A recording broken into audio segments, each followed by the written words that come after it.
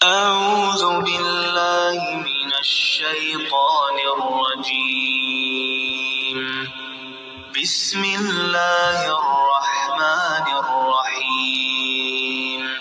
گزشتہ دن سہل عدیم کی ٹاک شو پر ایک لڑکی سے جھڑپ ہو گئی۔ جھڑپ اس وجہ سے ہوئی کہ سہل عدیم نے کہا کہ عورتیں 95% جہل ہیں۔ اس بات پر اس لڑکی کو غصہ آ گیا اور اس نے کہا کہ آپ معافی مانگیں۔ تو سہل عدیم نے کہا کہ میں معافی کیوں مانگوں جب ہیں ہی جہل، اور ایک لفظ طاغوت کے بارے میں اس سے پوچھ لیا جو کہ وہ نہیں جانتی تھی۔ پھر اس نے کہا کہ اب ثابت ہو گیا کہ تم جاہل ہو، اور اس بات پر میں معافی مانگتا ہوں کہ آپ جہل ہیں، ہم آپ کو تعلیم نہیں دے سکے۔ تو ایک لفظ طاغوت کی وجہ سے یہ ثابت کر دیا کہ جہالت عام ہے۔ ویسے پاکستانی معاشرے کے اندر اسلامی تعلیم کا فقدان ہے، یہ بات تو ٹھیک ہے، لیکن کیا اسی طرح آپ کسی کو اسلام کی طرف راغب کر سکتے ہیں کہ اس کو ہرائیں اور بھرے مجمع کے اندر اس کو غلط ثابت کر دیں اور پھر آپ یہ سمجھیں کہ وہ اسلام کی طرف راغب ہوں گے؟ یہ نہیں ہو سکتا۔ جب آپ کسی کو اس طرح غلط ثابت کریں گے تو وہ شخص اسلام کی طرف آنے کی بجائے دور ہوگا۔ ہاں، جو لوگ کسی مسلک سے، کسی مذہب سے تعلق رکھتے ہیں اور وہ اس کی رہبری کے، رہنمائی کے دعوے دار ہیں، تو ان کے ساتھ مناظرہ ہوتا ہے، مباحثہ ہوتا ہے، ان کو ہرایا جاتا ہے۔ لیکن جو عام لوگ ہیں، آپ ان کو اس طرح ہرائیں گے جن کے پاس علم ہی نہیں ہے، تو کیا وہ اسلام کی طرف اپنی رغبت شو کریں گے؟ یہ نہیں ہوتا۔ اللہ تبارک و تعالیٰ نے نبی صلی اللہ علیہ وآلہ وسلم کے ذریعے ہم تک یہ بات پہنچوائی، یسروا ولا تعسروا، کہ دین کو آسان بنا کر پیش کرو، مشکل بنا کر پیش نہ کرو۔ اب بات کرتے ہیں اس طاغوت کی، لفظ طاغوت کی، جس طرح کہ اس نے آیت کا ریفرنس دیا، اور آیت پھر اس طرح ہے لا اکرہ فی الدین قد تبین الرشد من الغی فمن یکفر بالطاغوت ویؤمن باللہ فقد استمسک بالعروۃ الوثقی۔ دین میں کوئی زبردستی نہیں ہے کہ لوگوں کو زبردستی اسلام میں داخل کیا جائے، یہ بات اسلام کے اندر نہیں ہے۔ اسلام کسی کو زبردستی مسلمان کرنے کا نہیں کہتا۔ اللہ اسی آیت کے اندر فرماتا ہے کہ ہدایت گمراہی سے واضح ہو گئی ہے، صاف ظاہر ہے، ہدایت صاف ہے اور گمراہی صاف ہے۔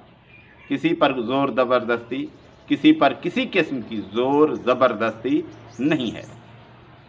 اور جس شخص نے طاغوت کا انکار کیا اور اللہ پر ایمان لے آیا تو اس نے مضبوط سہارے کو تھام لیا۔ تو طاغوت کا انکار لازمی ہے، شرط ہے مومن ہونے کے لیے، لیکن ہے کیا؟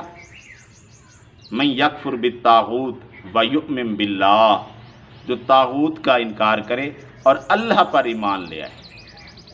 اس کو اگر عربی ہی میں آسان الفاظ میں کہا جائے تو یہ ہے لا الہ الا اللہ۔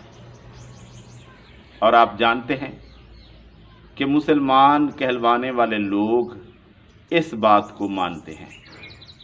ہاں، بہت کم لوگوں کے پاس اس بات کی حقیقی گہرائی کا علم ہے، لیکن ظاہری طور پر لوگ مانتے ہیں۔ تو اگر کسی شخص کو لفظ طاغوت کا پتہ نہیں، لیکن لا الہ الا اللہ کا حقیقی طور پر مطلب سمجھتا ہے تو وہ طاغوت کا انکاری ہے۔ طاغوت کیا ہے؟ کوئی ہستی ہو، کوئی چیز ہو جس کی لوگ اللہ تعالیٰ کو چھوڑ کر اتباع کریں، اطاعت کریں، عبادت کریں، وہ طاغوت ہے، اور وہ اس پر راضی بھی ہو، اس پر خوش بھی ہو۔ اگر کوئی انسان ہے، نیک ہے، صالح ہے، اور لوگ اس کے فوت ہونے کے بعد یا اس کی زندگی میں اس کے بتانے کے بغیر اس کو اسی طرح مانتے ہیں جس طرح کہ اللہ تعالیٰ کو ماننا چاہیے، اسی طرح اس کے احکامات کو فالو کرتے ہیں، عمل کرتے ہیں جس طرح کہ اللہ تعالیٰ کے احکامات کو ماننا چاہیے، تو وہ شخص طاغوت نہیں ہے۔ کیوں؟ کیونکہ وہ اس بات پر راضی نہیں ہے اور اس نے اس بات کا حکم نہیں دیا۔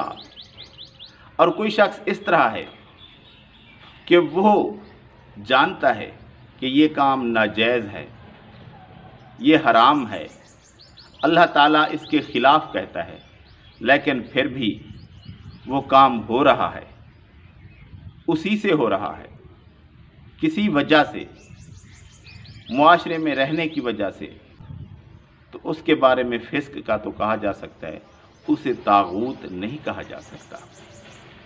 لیکن جو شخص اللہ تعالیٰ کے احکامات کو جانتے ہوئے یہ کہتا ہے کہ یہ جو میرے احکامات ہیں یہ اللہ تعالیٰ کے احکامات سے افضل ہیں، اعلیٰ ہیں، اللہ تعالیٰ کے احکامات کو رد کیا جائے، میرے احکامات کو مانا جائے، یا میری عبادت کی جائے، میری اتباع کی جائے، میری اطاعت کی جائے، اور وہ اس بات پر خوش ہے کہ لوگ میری اتباع کر رہے ہیں، میری اطاعت کر رہے ہیں، یا میری عبادت کر رہے ہیں، اور وہ لوگوں کو حکم بھی دیتا ہے اور اس بات پر خوش بھی ہے، تو ایسی ہستی طاغوت ہے۔ اور یہی بات لا الہ الا اللہ میں ہے کہ اللہ کے سوا کوئی معبود نہیں۔ جو شخص اپنے آپ کو معبود بنا کر پیش کرتا ہے، یا اپنی اطاعت کرواتا ہے، یا اپنی اتباع کرواتا ہے اور اس پر خوش ہے، راضی ہے، یا لوگ خود اس کی اتباع، اطاعت، عبادت کرتے ہیں اور وہ اس پر راضی ہے، خوش ہے، اور اللہ تعالیٰ کے حکم کو چھوڑ کر اپنے احکامات منواتا ہے، تو اسے کیا کہیں گے؟ طاغوت کہیں گے، یا اسے اپنی طرف سے بنایا ہوا الہ کہیں گے؟ تو یہ ایک ہی طرح کی بات ہے۔